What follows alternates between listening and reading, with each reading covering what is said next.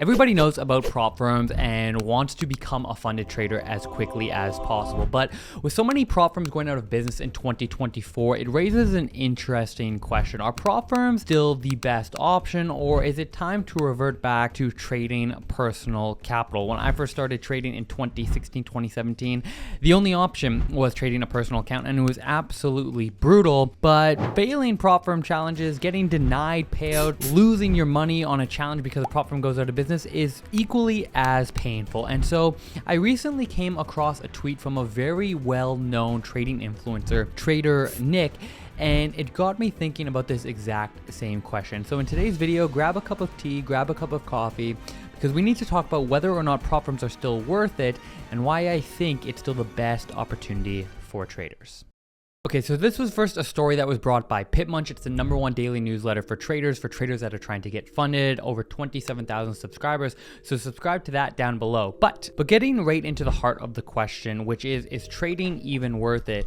You'll see that trading requires an insane amount of sacrifice. You're gonna have to sacrifice time, you're gonna have to sacrifice money, and you're probably going to have to sacrifice your sanity along with it. But it is worth it. However, it's only worth it for a very small minority of traders. You see, 90% of traders fail. There's the 90-90-90 rule. 90% of traders fail within 90 days and they lose 90% of all their money. They lose it all.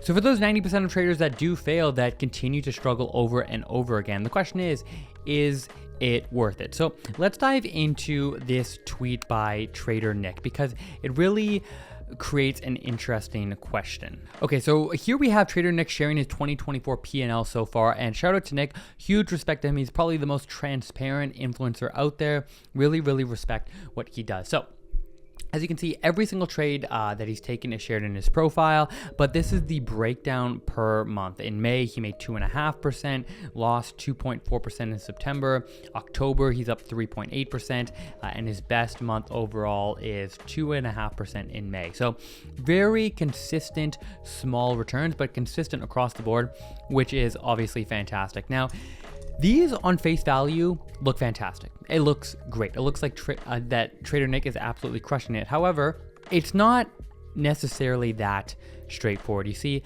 while Trader Nick is profitable and Trader Nick is obviously in that very small minority of traders that are making money, there's also an opportunity cost to trading. If you're going to put money into trading, it means you're not going to be able to put money into something else. And that opportunity cost is something that needs to be considered. And it's actually a massive one in 2024. Let's take a look at what the S&P 500 has done this year. The S&P 500 has returned 23.5% as of October, which is insane. It on average will return you 8 to 9%, 7 to 9% every single year. So it's been a phenomenal year for the market, which isn't surprising. Global liquidity is rising, interest rates are dropping, but 23.5% is incredible. Now, when you put this in comparison to the results of Nick's results don't look quite as solid. You see, Nick is up 11% year to date. Now, that's impressive. Again, that puts him in the very small minority of traders, which means Nick missed out on an extra 12.5% return this year, which is absolutely massive. Nick could have made more money with less work by putting his money into the S&P 500 rather than just trading it on a personal account. Now, this brings us back to the heart of the video, the question that I raised at the beginning.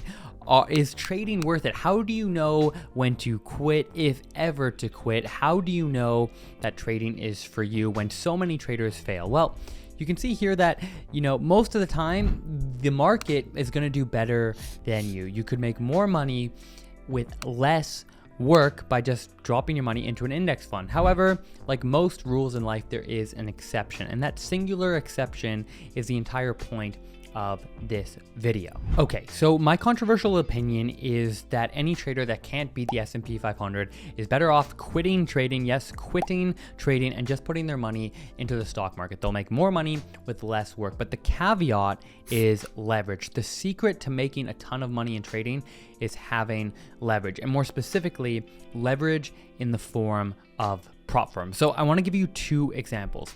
Let's take example number one. Trader one has $1,000 and he drops $1,000 into his personal trading account. This is what I did when I first started, and like you, like many watching, this is likely what you did when you first started trading. You took a small amount of money, you put it into your personal trading account. Now, fortunately for trader number one, they're a great trader. By the end of the year, they make 10%, which is higher than the average S&P 500 return. Now, it would still be less than if they dropped it in the S&P 500 this year, but they're profitable. They are making money. By the end of the year, they're up 10%.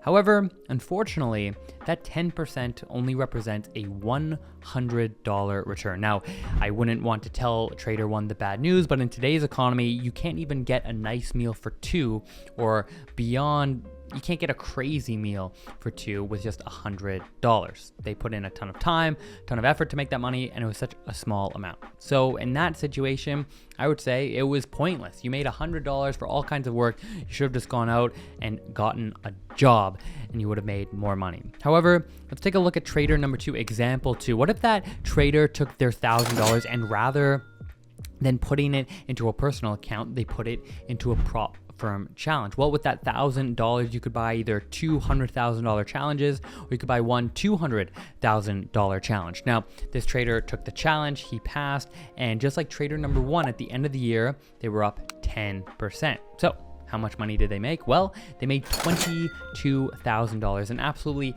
insane return, and way more, thousands percent more than trader one. And that is where the discussion of leverage comes in. The key is leverage, and there is no form of leverage in the trading world that currently offers a better opportunity than prop firms. And this brings us back again to the main question. 90% of traders always fail. For years, 4 or 5 years, I didn't make a single money. In fact, I was blowing money, and many times I considered quitting. So where is that fine line? How do you know to quit? How do you know whether or not to trade or to just put your money into the S&P 500? Because you're trading to make money. So if the reality is you're just not that good at it, you should put your money elsewhere where you can make more money. Well, I think that fine line is prop firms. I'm only talking to those of you that don't have an insane amount of money to put into a personal account. I'm not talking to the trust fund babies out there. I'm talking to the regular people. I am in your exact same situation. You want to make money from trading, but you don't have a lot of money. That is where prop firms come in, and that is why overall I think now is the very best time to go all in on prop firms, because there is no opportunity that is better than that currently. Now, many of you watching will maybe be saying to yourself, oh, 10%, that's nothing. But unfortunately, anybody out there that thinks they can flip accounts, that thinks they can consistently make 10% a month, is a gambler. They're not going to make it long-term in trading. Of course, there's outliers. There's traders that can risk a bunch that just got lucky, of course. But we're talking about consistent trading, risk-managed trading.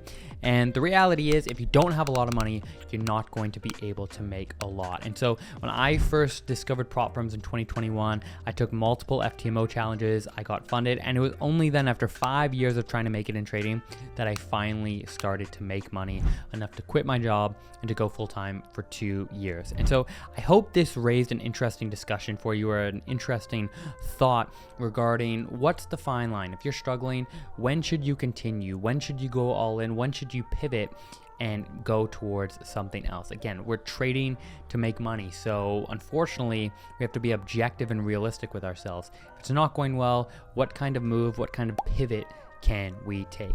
Let me know if you enjoyed this video. Let me know if you have any questions. As always, if you made it this far, I appreciate it, and I'll see you in the next one.